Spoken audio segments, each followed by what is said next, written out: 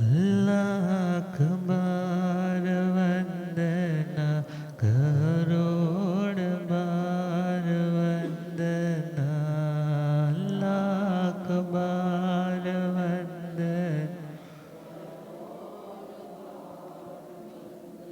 जे हाथ जोड़ गोरानो मेरी वंदना, जे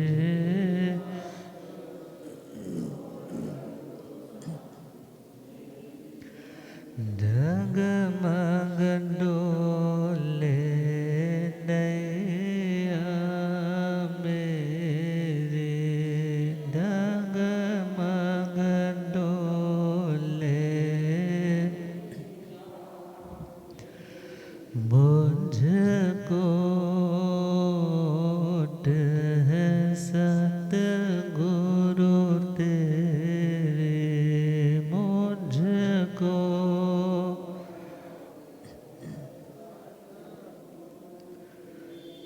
जे असंभव संघज पार लंघना, जे भवसागज जे हाथ जोड़ गोरानो मेरी वंदना, जे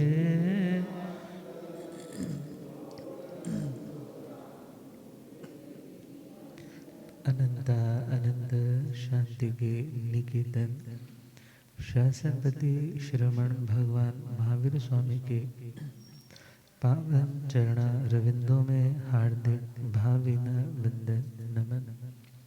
मेरे अंधेरे जीवन को रोशनी प्रदान करने वाले परमपकारी आगम ज्ञान के भंडार आगम ज्ञाता आगम पुरुष जय शास्त्ररतन हिमाचल केसरी उपाध्याय भगवंत श्रद्धे गुरुदेव श्री जितेंद्र मुनि जी महाराज साहब के पावन चरण कमलों में हार्दिक भावभीनी वंदन नमन।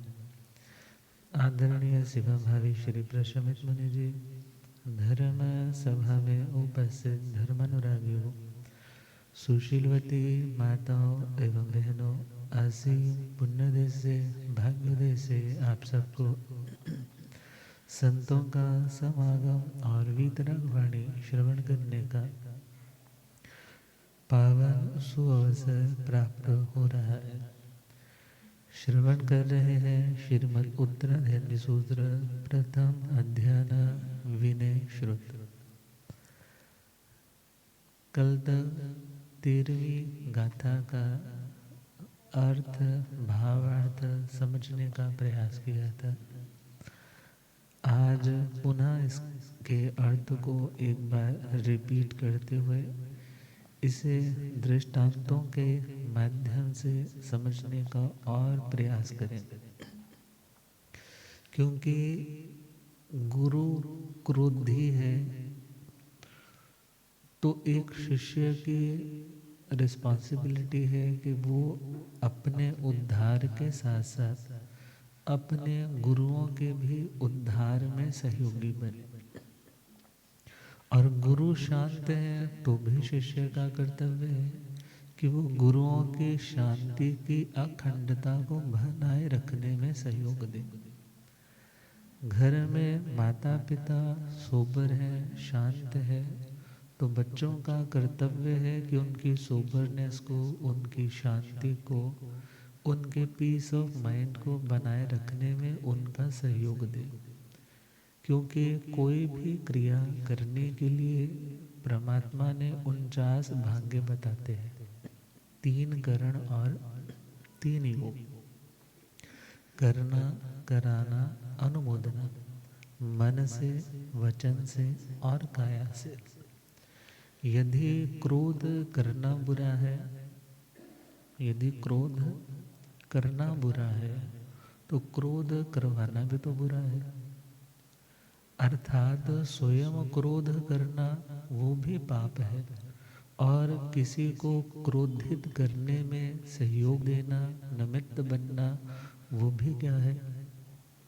वो भी पाप है। तो उसी दृष्टिकोण से परमात्मा ने कहा कि तुम्हें भी पाप बंध से बचना और दूसरे के भी पाप बंध से बचाने का प्रयास करना। तो गाथा का उच्चारण करें।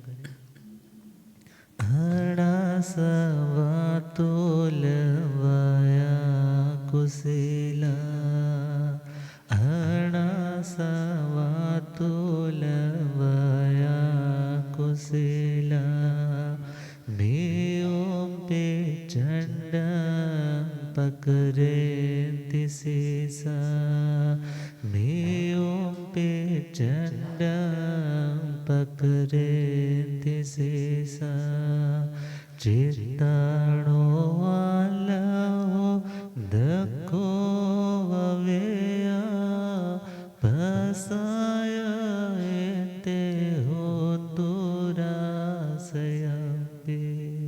आणा सवा थूल वया कुशीला, मियों पे चंडा पकड़ती सीसा। मृदु स्वभाव वाले, कोमल स्वभाव वाले, सॉफ्ट हार्टेड है, सॉफ्ट स्पोकन है, सबके लिए अच्छा ही अच्छा सोचने वाले, शांत रहने वाले, ऐसे गुरु भगवंतों को भी चंडा पकड़ती, ऐसे गुरुओं को भी वो प्रचंड क्रोध वाला बना देता है। कौन? सीसा।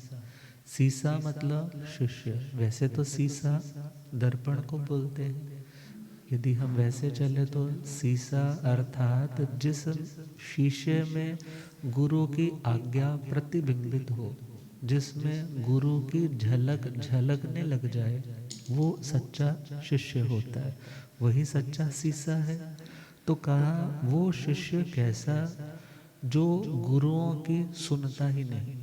अनासवा मतलब सुनता ही नहीं। अनासवा को संस्कृत रूपांतरण करेंगे तो अनाश्रवा।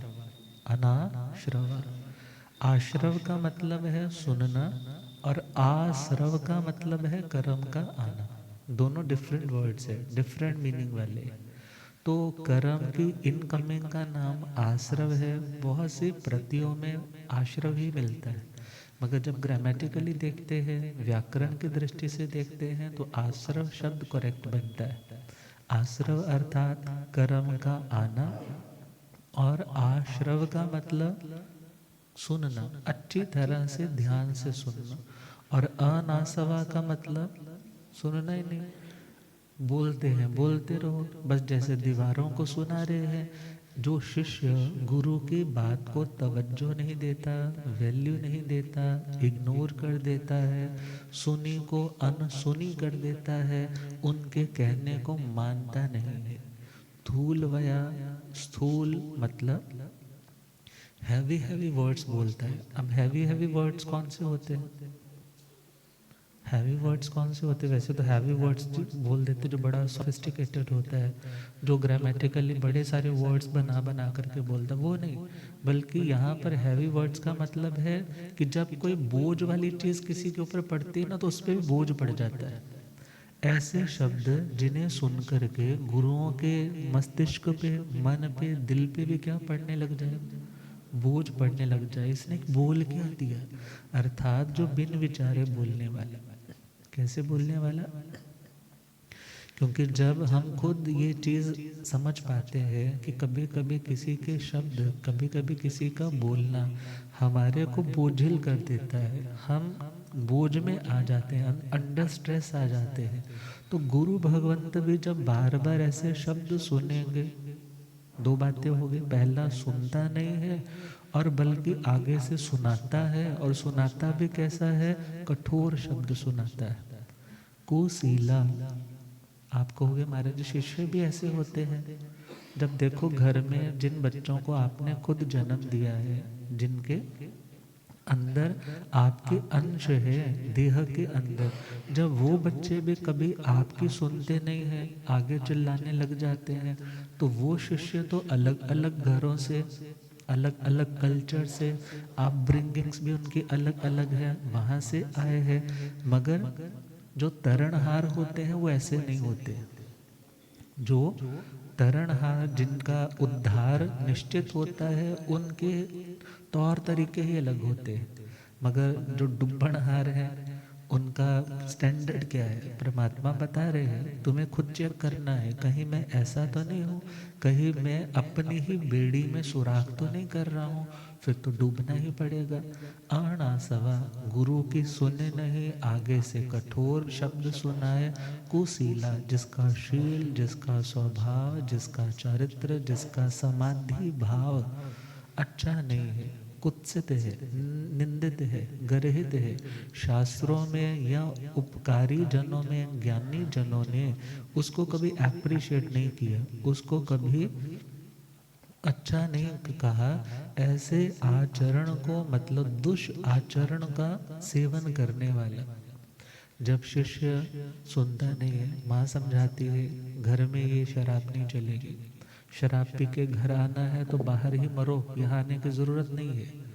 मगर जब सुनता नहीं है, फिर ऐसे ही काम करके घर लौटता है, तो माता पिता भी कितने भी धर्म ध्यानी हो, कितने भी सॉफ्ट हार्टेड हो, धीरे धीरे उनका भी पारा क्या होने लग जाता है? पारा हाई होने लग जाता है।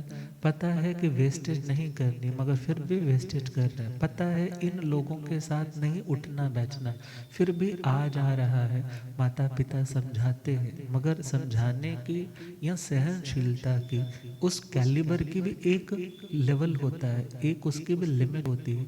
जब पानी सर से ऊपर गुजरता है, फिर बड़ों के भी कंट्रोल से बाहर हो जाता है, खुद को कंट्रोल रख पाना, फिर उन्हें भी क्रोध आ जाता है। तो परमात्मा कहते हैं ऐसा शिष्य अपने शांत स्वभाव वाले गुरुओं को भी क्रोधी बना देता है। कौन?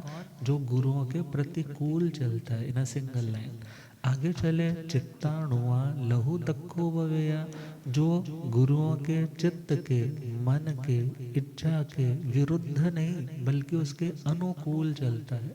अनुगया मतलब अनुगत, अनुगत मतलब अनुसार, अपने गुरुओं की इच्छा के अनुसार चलता है। अब गुरु की इच्छा क्या होगी? कि मेरा शिष्य 18 पापों का सेवन करे। गुरु की इच्छा क्या होगी? कि मेरा शिष्य हिंसा करे, झूठ बोले, चोरी करे, कुशील सेवन करे, परिग्रही बन जाए, मठ जमीन जायदाद वाला बन जाए। गुरु तो ऐसा नहीं ना चाहेगा। गुरु क्या चाहते हैं? कि शिष्य क्रोधी हो, अभिमानी हो, मायावी हो, लोभी हो। अर्थात गुरु की इच्छा तो ऐसी कभी होगी नहीं। तो जो अपने गुरुओं की उत्तम इच्छा का आदर नहीं करता है, वो तो अविनीत है। मगर जो गुरुओं की हर शिक्षा के पीछे छिपे हुए अपने हित को समझता है और उनकी इच्छा के अनुरूप चलता है। बहुत बार हमें बात समझ नहीं आती, क्योंकि पेरेंट्स का नज़रिया और होता है, गुरुओं का नज़रिया दीर्घ होता है, और हम लगभग अपने ही लेवल से सोचते हैं। और जब समझ नहीं आता तो सामने से बोल भी देता है कोई कि ये नहीं हो सकता। मगर जब गुरुजन कहते हैं कि ये हो सकता है, हम भी पहले यही सोचते थे कि नहीं हो सकता। मगर जब हम ये पढ़ सकते हैं, स्वाध्याय कर सकते हैं, ये साधना कर सकते हैं, तो तुम भी कर सकते हो। तो जहाँ पर वो किसी तरह के आर्गुमेंट्स नहीं करता, बल्कि गुरुओं के चित्त के अनुरूप, जैसी आज्ञा की तहत इति कह के उसके अनुरूप चलने लग जाता है।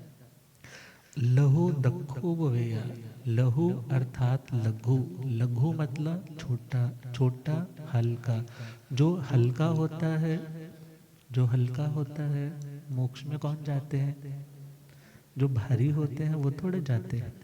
अब जो हल्का है वो ऊर्ध्वारोहण करता है, और जो भारी होता है वो नीचे की ओर गिरता है। जो खुद को इतना विनम्र बना लेता है, इतना इतना हम्बल बना लेता है, और गुरुओं की आज्ञाओं को, लघु मतलब शीघ्र भी बोला जाता है, शीघ्रता से संपन्न करता है।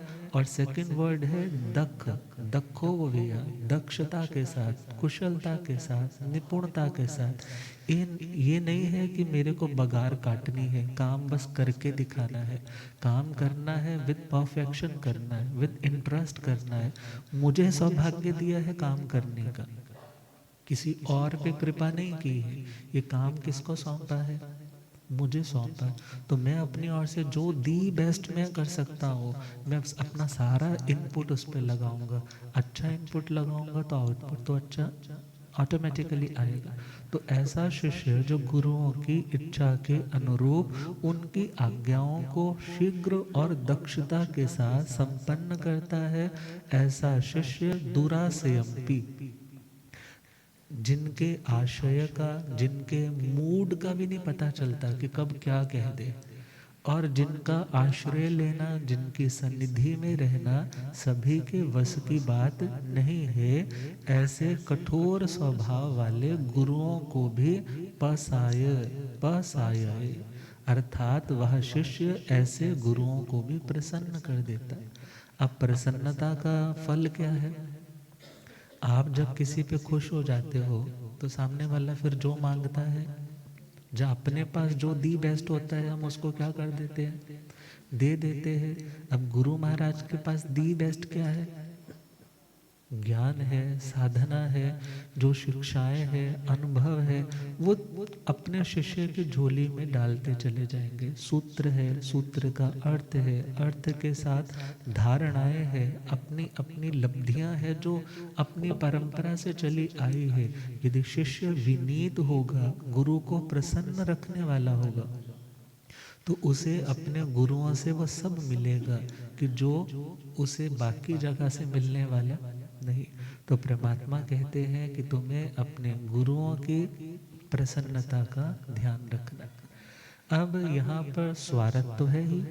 आप कहोगे महाराज जी ये तो बड़ा स्वार्थ वाला काम है, मगर जब हम वो सुनते हैं कृत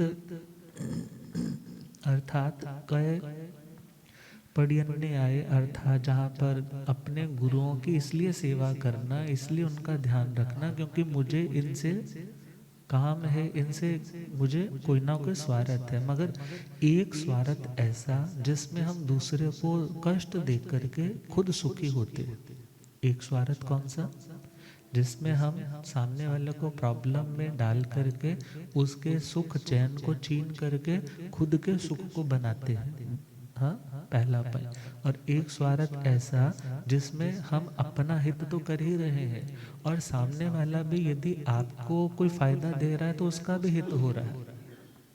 गुरुजन ज्ञान ध्यान सिखाएंगे तो उनका भी तो ज्ञानावरण कर्म का क्षय होगा। वो अपनी साधना के बल से आपको आगे बढ़ाएंगे तो उनके ऊपर भी तो अपने गुरुओं का ऋण है, वो भी तो अपने गुरुओं के ऋण से ऋण हो पाएंगे। और यदि शिष्य उनसे सीखता है तो उसका भी तो जीवन उन्नत और सफल बन पाएगा। तो यहाँ पर दुनिया वाला कोई लौकिक स्वार्थ नहीं है कि यूज एंड थ्रो, गुरुओं से सीखा अब नाम हो गया उनको छोड़ दिया, ऐसा नहीं। बल्कि उनके प्रति तो कृतज्ञ बन करके उनके हर उपकार को हमेशा याद रखते हुए आगे बढ़ना है। और कहा करते हैं कि भले गुरु, दक्षिण काले जी सूत्र में आता है, गुरु भले बहुश्रुत भी ना हो मगर फिर भी जिन्होंने तुम्हें संयम रतन प्रदान किया, जिन्होंने तुम्हें 5 सम्मति 3 गुप्ती का विवेक दिया, जिन्होंने तुम्हें धर्म के मार्ग पर चलने का उत्साह जगाया, ऐसे उपकारी गुरुदेव तो प्रतिपल वंदनीय है। ऐसे उपकारी गुरुजन क्या है? प्रतिपल वंदनीय। तो कहा अणा सवा थूल वया कुशीला, जो सुनता नहीं, ऐसा कठोर स्वभावी जो शिष्य है अपने शांत स्वभावी गुरुओं को भी उग्र बना देता है। स्टोरी हमें मिलेगी यहाँ पर चंड कौशिक की। किसकी स्टोरी? चंड कौशिक। अब चंड कौशिक कौन थे? पूर्व जन्मों में बैक हिस्ट्री रिवील करे तो वे साधु थे। कौन थे? साधु थे। अब साधु थे, पुराना समय है और जंगल दिशा में पूरी वही प्राचीन पद्धति के अकॉर्डिंग निर्दोष साधना में जंगल के लिए बाहर दिशा की ओर जा रहे हैं। और जब वापस लौट रहे हैं अपने स्थान पर, शिष्य उनका बड़ा अविनीत है। कैसा है? सुनता नहीं है, टीठ है, एडमेंट है। 4 बार क्या 40 बार समझाओ वो उसको अखरता है। ये 4 लोगों में मेरी बेइज्जती कर देते हैं। अब जैसे जैसे वो ये सारी चीज़ें टॉलरेट तो कर रहा है, मगर वो अंदर से क्या सोचता है, गुरु कौन सा परफेक्ट है, इनके अंदर भी तो कितनी कमियां है। अब वो उनको लिस्ट आउट करने की कोशिश करता है, उनके छिद्र अन्वेषण करने की, उनकी कमियां ढूंढने में हमेशा अपना ध्यान कॉन्सेंट्रेट रखता है। क्योंकि एक मक्खी होती है जो गुड़ पर बैठती है, एक मक्खी होती है जब बचपन में चोट लग जाती थी ना तो पस पड़ जाती थी, खरींद आने से पहले पस वाली स्थिति होती, तो वहां पर भी क्या बैठती, मक्खी बैठती। और कोई व्यक्ति की मेंटेलिटी ऐसी है जो गुणों पर बैठता है, और कोई व्यक्ति की मेंटेलिटी है जो दोषों पर ही बैठता है। किस पर बैठता है? दोष ही देखेगा, गुण नहीं देखेगा। अब वो शिष्य कैसा, कुशिष्य। गुरु जी जा रहे हैं और चलते चलते बरसात होकर के काफी देर हो चुकी थी। अब रास्ते में मृत कलेवर था मेंढक का या मेंढकी का। अब गुरुजन तो चले गए, अब पीछे से चिल्लाने लगा, गुरु जी आपने अपने पांव के नीचे दे करके उस मेंढकी को क्या कर दिया, मार दिया। अरे आपने पंच इंद्रिय की हिंसा कर दी गुरुदेव, आप पीछे मुड़ करके तो देखो, आपने हिंसा की है, प्राणातिपात पाप किया है, आप इसकी आलोचना करो, प्रतिक्रमण करो, प्रायश्चित लो, इसका दंड लो। गुरुजी ने पीछे मुड़ के देखा, अरे मेरे को तो ऐसा कुछ फील नहीं हुआ, मैं तो बड़ी यत्न से चल रहा हूँ। और इवन भगवती जी सूत्र में तो यहाँ तक आता है कि यदि साधक इरिया समिति पूर्वक चल रहा है, बड़ी यत्ना से चल रहा है, और कभी ऐसे जीव आ भी जाए तो भी उसे हिंसा का दोष नहीं लगता, क्योंकि उसकी इंटेंशन, उसकी अवेयरनेस, उसकी जागृति क्या है, जीवों को बचाने में। अब गुरुजी ने सोचा मैं तो बड़े विवेक से चल रहा था, पीछे मुड़ के देखा, अरे हंसने लगे, अरे मूर्ख, ये तो कितने दिन का मरा हुआ कलेवर है, और इसके ऊपर तो तुम देखो ना, यदि ब्लड होता, कुछ ना कुछ अंतड़ियां होती, मगर ये तो क्या है, बिल्कुल सूखा हुआ। अब चुपचाप चल पड़े। जैसे ही चल रहे हैं पीछे से फिर बोलने लग पड़ा, हाँ हाँ अपनी बार गलती हो जाए तो मानना ही नहीं है, और जब हमारे से हो जाए तो हमारी खाट खड़ी कर देते हैं। अब चल रहे हैं सारा रास्ता एक ही रेपुटेशन, आपको अपने प्रायश्चित लेना चाहिए, आप फिर ही अगले जन्म में मेरे गुरु बन पाओगे, नहीं तो अदरवाइज आपका लेवल क्या हो जाएगा, डाउन हो जाएगा। अब चलते चलते उपाश्रय पहुंच गए, संध्या काल का, शाम का वक्त है, और सघन रात्रि है, और रात्रि जैसे ही छा रही है, प्रतिक्रमण कंप्लीट हो चुका है, और शिष्य फिर चिल्ला रहा है कि गुरुजी आप तो आत्मार्थी जीव हैं, आपने तो उसका प्रायश्चित ही नहीं लिया, उसका तो दंड ही नहीं लिया। तो गुरुजी कहने लगे, अरे भोले, मैंने बता दिया ना कि वो मरा नहीं था, वो तो पहले से क्या था, मेरे पांव के नीचे नहीं मरा, वो तो पहले से मरा हो। कहने लगा, हाँ हाँ अपनी बार तो सारे सच्चे हो जाते हैं, दूसरों को ही बस दोषों के बोझ से लादते चले जाते हैं, मुझे तो प्रायश्चित पे प्रायश्चित देते रहते हैं, और आपने आज गलती की तो कोई प्रायश्चित ही नहीं ले रहे। अब गुरु को गुस्सा आ गया, इतना सुन लिया, इतना सुन लिया, आज का नहीं हर रोज का यही काम था। अब जब गुरु को गुस्सा आया तो गुरु भागते हैं उसको पकड़ने के लिए कि उसको थोड़ा पकड़ करके डांटो पीटो, और जैसे भागे हैं तो खंबे में जाकर के सर टकराया, अंधेरा था, और जैसे ही सर टकराया है खून निकलने लग पड़ा, मानो ब्रेन हैमरेज हो गया, एकदम ही प्राण निकल गए। अब तपस्या की है, मगर क्रोध का आवेश साथ में है, तपस्या की है तो इसके प्रभाव से कहाँ की आयुष्य बंदी है, ज्योतिष देवता की। अब वहाँ ज्योतिष देवता है तो वहां पर भी गुस्सैल है, ये नहीं देवता सारे सोबर होते हैं। अब देवी देवता में भी तो कषाय का सद्भाव है। अब जैसे ही वहाँ का टाइम ड्यूरेशन, टाइम स्पैन, वहाँ का समय कंप्लीट किया, और वहाँ से जन्म हुआ है कहाँ पे, कौशिक नाम के ब्राह्मण है जो कुलपति है। जैसे आजकल डेरे होते हैं, मठ होते हैं, ऐसे बहुत बड़ी प्रॉपर्टी है, मठाधीश है एक तरह के।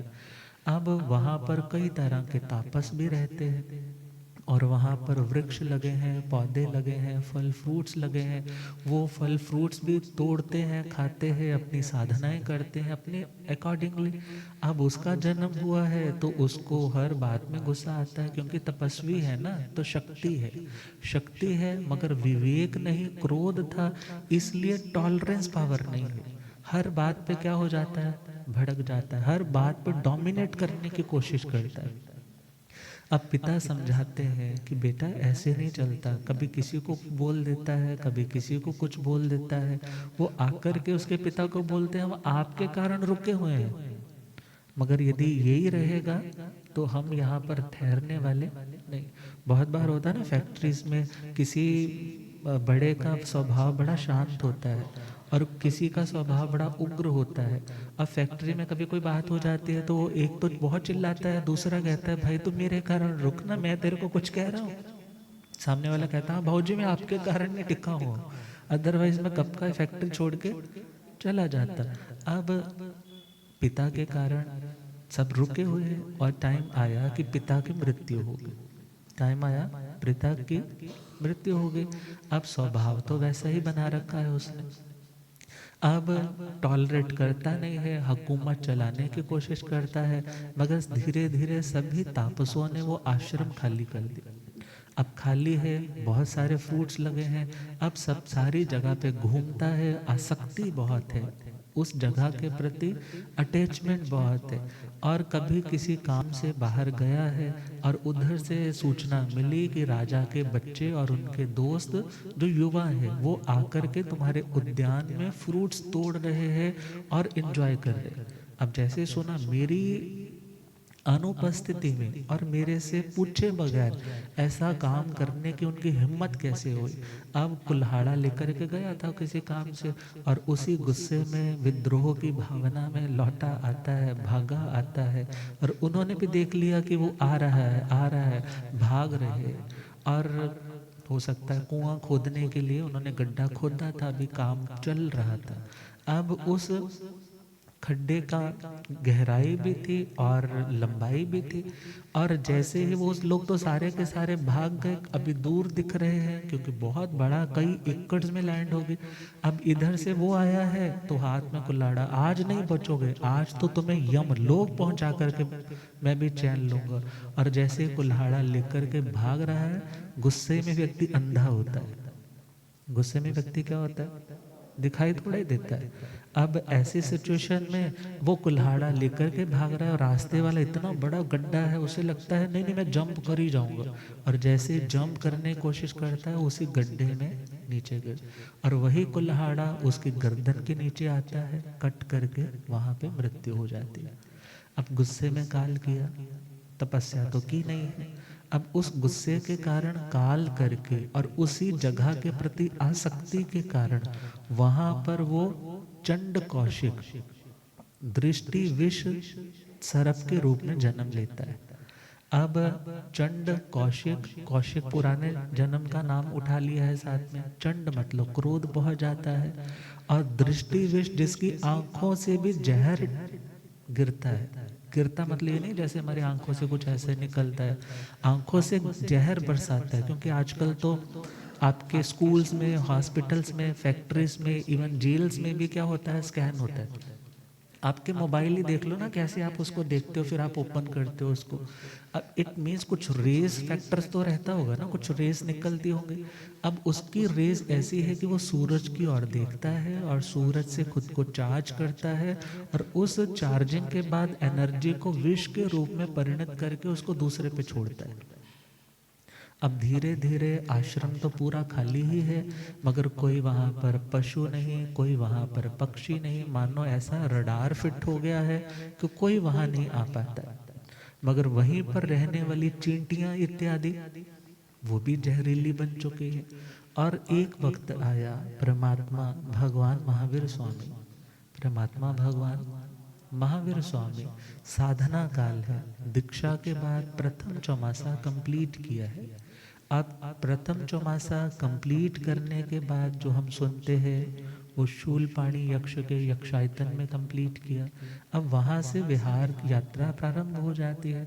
लगभग 13 महीने का वो समय भी कंप्लीट हो गया, जब वो स्वर्णकूला नाम की नदी के किनारे झाड़ी में अटक करके परमात्मा का आधा वो देवदूष्य वस्त्र भी अटका और क्या हो गया, गिर गया। परमात्मा ने उसके प्रति आसक्ति पहले दिन से नहीं रखी थी। अब चलते चलते परमात्मा को मोराग सन्निवेश से आगे की ओर उत्तरा वाचाला की ओर जाना है। अब उत्तरा वाचाला की ओर जाते टाइम रास्ते में कनखल आश्रम आता है। अब इस कौशिक का जो आश्रम है उसका नाम कनखल आश्रम। अब वहाँ से यदि गुजरते हुए जाते हैं तो रास्ता छोटा पड़ता है, अदरवाइज लॉन्ग रूट लेकर के टाइम बहुत लगता है। अब जहाँ से वो जंगल स्टार्ट हो रहा है वहाँ पर जो गाय भैंस चराने वाले लोग थे, भेंटें चराने वाले लोग थे, उन्होंने जब देखा एक दिगंबर वेश में संत जा रहे हैं तो कहने लगे, बाबा इस रास्ते से मत जाओ, ये रास्ता बहुत भयंकर है। जहाँ पर तो एक विषधर चंड कौशिक नाम का कौन रहता है, सांप रहता है। आप लॉन्ग रूट से चले जाओ ना, प्राण बच जाएंगे, वरना प्राण संकट में डाल के जो कुछ कमाना चाहते हो ना वो भी नहीं हो पाएगा। मगर भगवान तो आए ही उसके लिए थे। किसके लिए? क्योंकि वो तो जानते हैं, 4 ज्ञान तो ने हो ही चुके ना, दीक्षा के साथ चौथा ज्ञान प्रकट हो चुका है। वो तो जानते हैं कि भूले भटकों को समझाना किसका काम है। भगवान ने क्या सोचा है, मेरा काम।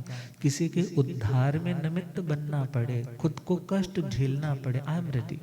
तो परमात्मा उसी रास्ते से चल पड़े, उनकी नहीं सुनी, चल पड़े। अब जैसे ही पहुंचे हैं, कदमों की आहट हुई है और उसे एहसास हुआ कि कोई आया। परमात्मा वहां जाकर अपने ध्यान अवस्था में खड़े हो। अब उसको चैलेंज फील हुआ कि किसी ने मेरे घर में आकर के मुझे चुनौती दी है।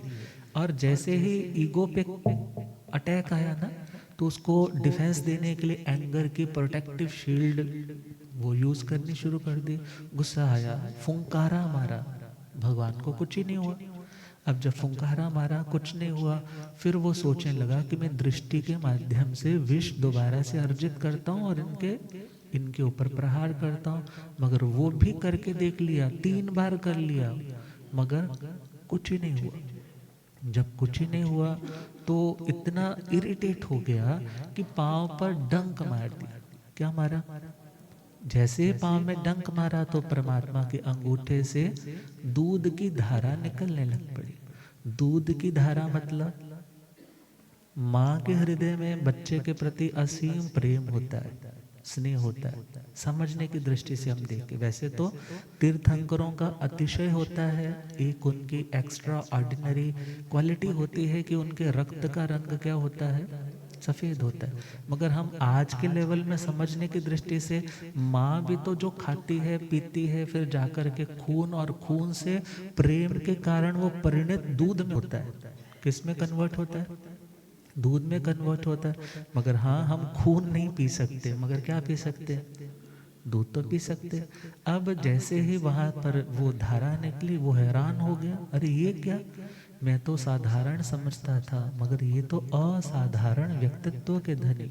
तो परमात्मा ने जब देखा कि अब मौका है इसे क्या देने का, प्रतिबोध देने का, तो परमात्मा ने कहा, संबुज्जः चंड कौशिया किम न बुज्जः।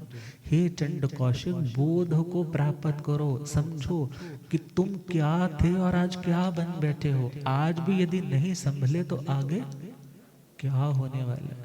रियलाइजेशन हुई, सोच रहा है, सुनते सुनते, सोचते सोचते स्मृति पे जोर पड़ा, जाति स्मरण ज्ञान हुआ, पूर्व के भव बिल्कुल पिक्चर की तरह सामने चलचित्र की भांति चलने लग पड़े। आंखों से आंसू आने लग पड़े, पश्चाताप होने लग पड़ा। और परमात्मा तो वहां पर अभय की मूर्ति, ऐसे फोटो देखते हैं ना, परमात्मा ने ऐसे हाथ किया हो, भगवान उसको ब्लेसिंग्स नहीं दे रहे। क्या नहीं दे रहे? बोल देते ना, ब्लेसिंग्स दो महाराज जी, ब्लेसिंग्स, वरदान नहीं दे रहे हैं कोई भक्त परमात्मा। क्योंकि वीतरागता की आराधना करने वाला तो अभय दान देता है। कौन सा दान? उन्होंने तो कौन सा हाथ किया? अभय का, कि वरी नॉट, मेरे से तुम्हें हैरान परेशान डरने की जरूरत नहीं है कि मैं इतना स्ट्रांग हूं और तुम्हें खत्म कर दूंगा। ऐसा डरना नहीं है तुम्हें। तुम मेरी ओर से क्या हो? फ्री हो। तुम मेरी ओर से रिलैक्स हो, मगर तुम अब ट्रैक पर आ जाओ। तुम किस पर आ जाओ? ट्रैक पर आ जाओ। उससे रियलाइज हुआ और पश्चाताप किया और उसी के साथ ही अनशन कर लिया। क्या ग्रहण कर लिया? अनशन ग्रहण कर लिया। और अनशन ग्रहण करके 15 दिन का संथारा आया। कितने दिन का? बाम्बी में मुंह कर लिया। परमात्मा तो चले गए। लोग वो नज़ारा देखने के लिए, तमाशबीन तो दुनिया ज़्यादा होती है, देखते हैं क्या हुआ क्या हुआ, बाबा का कुछ बचा या नहीं बचा। और जैसे ही देखा वो तो बड़े आराम से जा रहे हैं और उसने अपना मुंह किस में कर लिया? बाम्बी के अंदर कर लिया। अब लोग चेक करने के लिए पहले कंकर, तीखे तीखे पत्थर, वृक्षों की डालियों पर बैठ करके फेंक रहे हैं, मार रहे हैं निशाने। अब वो जरा भी चलायमान नहीं, हल्का सा शरीर हिलता भी है वेदना के कारण, मगर खून बहने लगा। जब खून बहने लगा तो लोग कहने लगे अब ये नाग, नाग नहीं, अब ये नाग देवता बन गया। क्या बन गया? जब कोई किसी को कुछ नहीं कहे ना, उसको क्या बोलते हैं? ये तो देवता है। अब जब लोगों ने देखा कि इसके अंदर तो अब बड़ा ही एक बड़ा ड्रास्टिक चेंज आ गया। अब जैसे ही वो सब लोग घरों में लौटते हैं और वहाँ से कोई घी लेकर आता है, कोई वहाँ से मीठा लेकर के आता है, गुड़ लेकर आता है, कोई तिल लेकर के आता है, कोई घर से दही लेकर आता है, अपनी ओर से कुछ कुछ उसके ऊपर चढ़ाते चले जा रहे हैं, मत्था टेक करके जा रहे हैं कि ये क्या बन गया है? सौम्य आत्मा बन गया। अब जैसे लौट कर वो तो आ गए, मगर उसके बाद क्या हुआ? चींटियों का आना, क्योंकि वहाँ पर जहरीली चींटियाँ तो ऑलरेडी बहुत थी, वहाँ पर आती हैं, काटती है और काटते काटते गुड़ इत्यादि, घी इत्यादि खाते खाते खाते खाते उसकी चमड़ी भी खाने लग पड़े। अब अंदर तक छलनी छलनी बनाने लग पड़ी। मगर चंड कौशिक क्या सोचते हैं कि मुझे क्रोध नहीं करना, मुझे वीर बनना है, महावीर बनना है। हो मुझे वीर बनना है, महावीर। भटक गया क्रोध में मैं, भटक गया क्रोध से मैं, नहीं और भटकना है। विष बन कर तो देखा, अब अमृत बनना है। हो मुझे वीर बनना है, महावीर। मुझे वीर बनना है, महावीर। अपना ही बना हत्यारा, हत्यारा। इस क्रोध से मैं साधु भव से हारा, इस क्रोध से मैं साधु अपनी नैया को तोड़ा, हाँ तोड़ा। अब बीच भंवर में ना मिले किनारा, अब बीच भंवर में ना मिले सागर तो दुस्तर है, हाँ सागर तो दुस्तर है। मुझको अब तरना है, विष बन कर तो देखा, अब अमृत बनना है। हो मुझे वीर बनना है, महावीर। मुझे मुझे वीर बनना है महावीर। जब देवलोक से आया कुलपति के घर में फिर जन्म था पाया। कुलपति के घर में फिर जन्म था। बच्चों को मारने दौड़ा कुल्हाड़ी से अपना ही सर फोड़ा। कुल्हाड़ी से अपना ही नाग बना विषधारी। हाँ नाग बना विषधारी। अब तो ये समझना है विष बन कर तो देखा। अब अमृत बनना है हो मुझे वीर बनना है महावीर। मुझे वीर बनना है महावीर। परमात्मा से क्या अरदास की? बेचैन समय रहता हो। गुरुदेव पधारे हैं। हो रब मेरा सतगुरु बन के आया मैनो।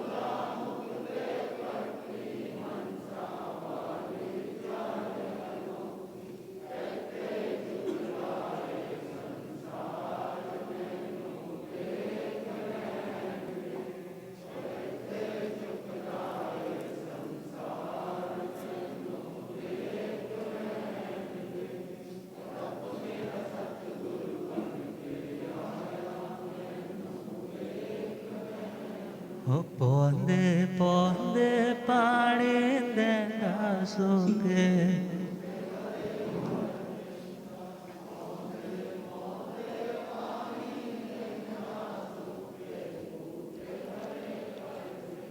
हो केड़ा माले बन के आया मैनू। हो रब मेरा सतगुरु बन के आया मैनू।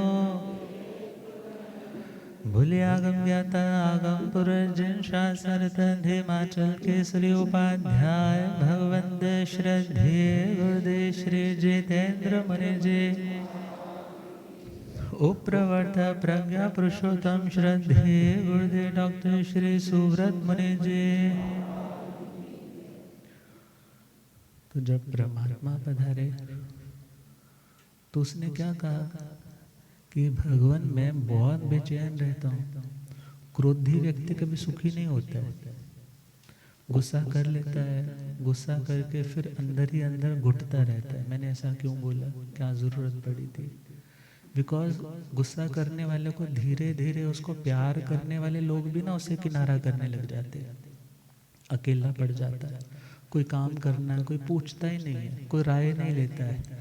कहते हैं कि जो करना है करेंगे, बाद में इसको बताएंगे, वरना या फिर प्रोग्राम क्या कर देगा, डिस्टर्ब कर देगा। अब उसके पास कौन आता था? कोई भी नहीं। क्या कह रहा है?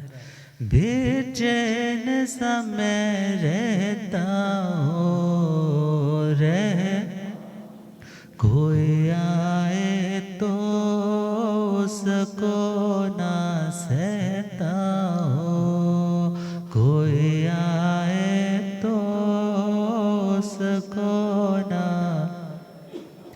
प्रभु आपको डंक है मारा हमारा, वहाँ निकल पड़े दूध से अमृत धारा, वहाँ निकल पड़े दूध से। प्रभास इसे धारा से, प्रभास इसे धारा से, इस विष को हरना है। विष बन कर तो देखा, अब अमृत बनना है।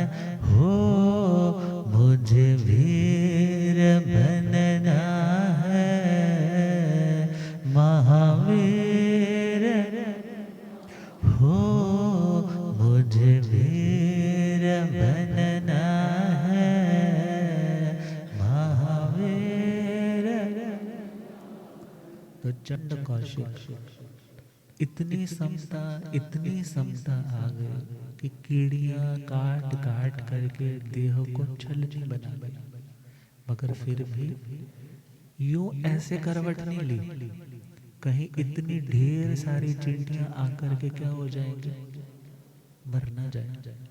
कभी वो जो कभी किसी को सहता नहीं था, मगर आज वो कंडीशन है कि ऐसा विवेक का झरना फूटा है।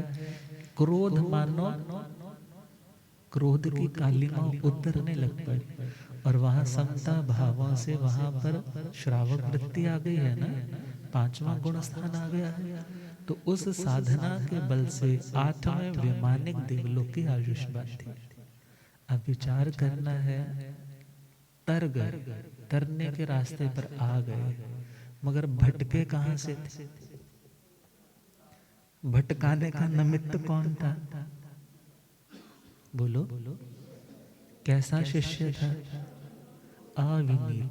अब सोचना है, और शिष्य का तो पता नहीं क्या मलिया मेट हुआ होगा, गुरु ने बेचारे ने संभाल लिया, परमात्मा ने संभाल लिया उनको आकर के। मगर विचार करना है, यदि हम शिष्य बन करके हम छोटे होकर के बड़ों के क्रोध आदि की उद्दीपन में, उनकी जागृति में निमित्त बनते हैं, तो हम अपना तो बुरा करते ही करते हैं, उनके भी पतन का कारण बन के और अपना बुरा करते हैं। क्योंकि क्रोध करना भी बुरा है, क्रोध करवाना भी बुरा है। अब अगली लाइन का जो अर्थ आधी लाइन रह गई है, क्योंकि धर्म कथन योग भी है, क्योंकि उससे भी बात जल्दी समझ आती है। तो परमात्मा का कहना है कि तुम्हें बड़ों की सुननी है, बड़ों की सुननी है। एक विचारक ने लिखा है, listen to your elders advice not because they are always right, listen to your elders advice not because they are always right, but because they have more experiences of being wrong in their life. उनकी बात को इसलिए सुनो कि वो हमेशा सही होते इसलिए नहीं, बल्कि उन्होंने बहुत बार गलतियां करके, वो ठोकर खा के, पश्चाताप के आंसू बहाए होते हैं। दे नोज, वो जानते दिनों कि क्या दिक्कत आती है, परेशानी आती है गलती अटेम्प्ट करने के बाद। तो उनकी बात को इसलिए सुनो कि हमें बार बार ठोकर न खानी पड़े। तो परमात्मा का कहना कि गुरु की बात को सुनना है, कठोर भाषी नहीं बनना, और अपने चारित्र को उत्तम बनाना है। तो आज के लिए इतना ही। 8 दिवसीय कार्य महायज्ञ धर्म का आज से प्रारंभ है। 25 समय का टारगेट है, और महानुभाव बहुत सी आत्माएं जो आज के दिन से प्रारंभ हो रही हैं, तो 25 समायिकों के लक्ष्य के साथ। और आज से ही बच्चों का कंपटीशन भी, प्रतिदिन कुछ ना कुछ धर्म के आयोजन का, स्वाध्याय का, जाप का चलता रहेगा। तो भरपूर लाभ लीजिए। इन्हीं भावनाओं के साथ अब बड़े महाराज साहब कृपा करेंगे। ओम।